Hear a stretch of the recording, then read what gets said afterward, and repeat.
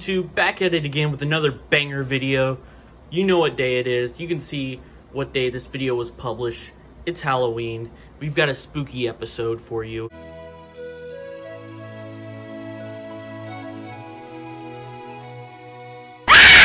We're looking at one of my favorite horror comic series, The Walking Dead, with the compendium #1. And I got one more surprise for you. Boo. I'm going to be trying to flip through this comic with these gloves on. Be more of a challenge than it's worth, probably. But this series came out in 2001. I'm sure you've heard of it. It became a huge success with the TV show and the spin-off and the other spin-off and the video games and all this other media. But it all started with this comic. And it was written by Robert Kirkman, and the first 6 issues, I think, are by Tony Moore, or drawn by Tony Moore, and then it switches off to Charlie Adler. Today we're just going to be looking at the first issue. You see, I met Tony Moore back in 2016. Got him to sign it. Nice guy. I wish I could talk to him now because I have like so many more questions. But when I met him the first time, you know, I was 18 and I didn't really know what questions to ask because I hadn't been making comics that long. So if I ever get another chance to speak with him, I'll be sure to ask what he used to get these gray values, because it seems like a Copic marker. This gray value. The whole series is done in black and white. You see in this first page, this is before the apocalypse. This is the only bit of the story we get before the zombie apocalypse. You see, it's Shane and Rick are police officers, and Rick gets, there's this escaped prisoner guy here who shoots Rick. He goes into a coma, wakes up. It's been at least 3 weeks. We see that later in the comic. They talk about how long Rick was in a coma for. And I love that the way they talk about time in this comic. It's there's no captions or anything. It's just like you see his hair, real clean cut. He's clean shaven. Turn the page. Got shaggy hair. Got some stubble. You can tell it's been some time. His leg muscles are weak because he hasn't stood for so long. But yeah, I also like the panel borders. They're not like completely straight. There's a little bit of wobble to them, and even some of them not even connected there. So Rick Grimes, he wakes up, wanders the hospital, you know, finds this is the first zombie he sees. See, and he freaks out, understandably, screams, wanders to this door, which in the show, it says, don't open, dead inside. But there was a meme going around that was like, don't dead open inside, because of like how it was written on the door. Also, in this first issue, a lot of splash pages. I mean, and they're all on the left-hand side. They're on the even number pages. That way, when you turn the page, you're greeted by a splash page.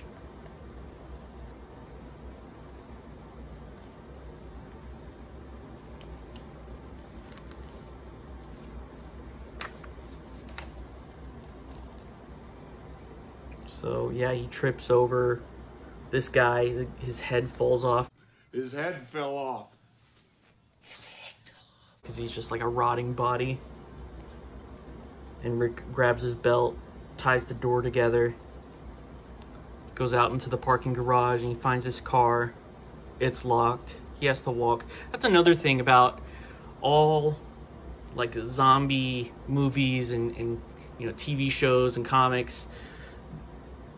the thing I've never understood is that, like, they seem to have, like, an infinite supply of gas. Like, all you need is a hose and, you know, a gas can, and you can siphon it out. And that would work for a while, but gas goes bad. Like, if it just sits in a tank for a long time, you can't just, you know, siphon gas forever. Like, in the show, they're siphoning gas for like 10 years, you know, and it's never addressed. Eventually you would just have to, like, run out of gas. So he leaves the hospital. He's walking along the road. He gasps. It's really hard to turn these pages with these gloves on. I mean, with these wolf hands that are real. There we go. And he sees this biker woman fallen off her bike and rotted away. Remember, in the show, in the first episode, the first zombie we see is this little girl at a gas station, I think. And anyways, it's completely different than the book. There's like a lot of changes that go on, especially in the first season. Like, the whole CDC finale of season 1 of The Walking Dead never happens in the books. That's just like a plot line made up for the show. So Rick, he gets on a bike. He heads back to find his house. So he finds his house. Here's another way that they show that time has progressed. The yard is all grown up. So you, like, look at the grass, and you see, like, no one has mowed their lawn in this neighborhood in a while. And it looks like there's been a lot of, like, looters, because in this page you see, like, you know, the drawers have been pulled out, things have been knocked over. This is the first look at his family back here. You see he has a wife and a son, Lori and Carl, who he's looking for. And when he doesn't find them, goes outside, and it ends with this picture of this shovel. Again, this is, you end the right-hand page with sort of a cliffhanger, and you get the surprise reveal when you turn the page. Which, this isn't full page splash, but it's a big panel. He gets hit in the head with a shovel. It's this father and son who have survived the apocalypse. They take him back to their house and, you know, apologize for hitting him in the head with a shovel. They confused him for a zombie. And this is classic storytelling too, is have a character who's like new to the situation, and that way you can have, you know, this type of character to explain the situation and what's going on to the new character, as a way of as giving exposition to your audience without just, like, you know, spoon feeding it to them. You know, this is the exact same thing they did with, like, the Hellboy movie, the first Hellboy movie, where you have that new guy who gets hired to the BPRD, and then they have to explain to him, like, this is Hellboy, you know, this is how we found him.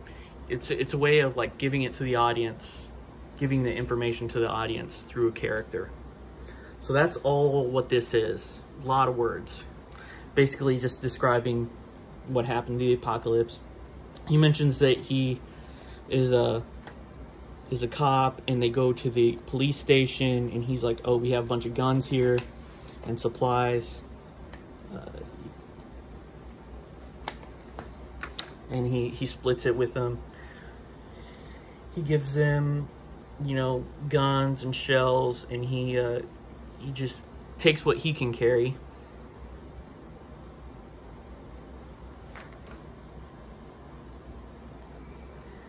And they go out here. They find the car. And this is where they explain, they find this zombie. Rick's about to shoot him. And the dad tells him, like, you know, don't waste your ammo if you don't have to. Don't make a lot of noise if you don't have to, because that's just going to draw more of them to you. You know, here's where he explains that. And see Rick, he drives away.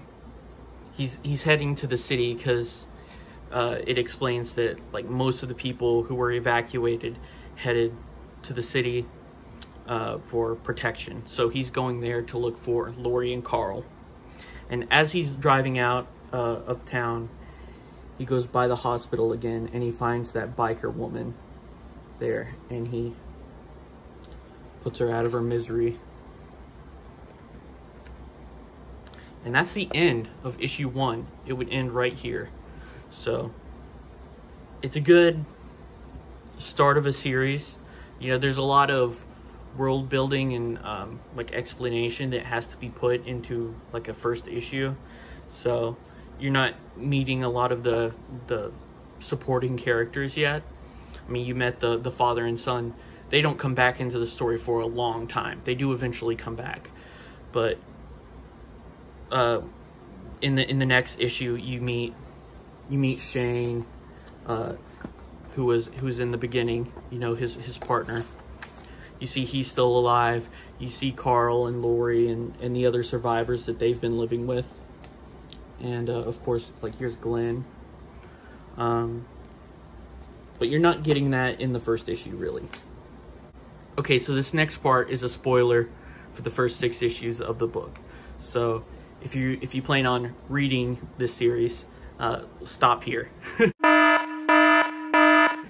Okay, so when I did speak with Tony Moore, I asked him, for this first 6 issues that you worked on, was there anything that you would change if you could go back and do it again? And he said that the part he regrets is killing off Shane so early in the book. You know, in the TV show, he makes it the first 2 seasons. He dies at the farm, but he dies much earlier in the book. He doesn't even make it to the farm. So he said that a lot of good drama comes from that character, and I agree. He was one of my favorite characters just because, you know, I love a good villain, and The Walking Dead has a ton of great villains. And yeah, I wish he had kept him around a little bit longer too, but that's the way things play out, at least in the book, that is. So if you like this video, please press like, press subscribe, leave a comment, tell all your friends about this channel. I'm having fun making these videos. Hope you have a fun and safe Halloween, and bye.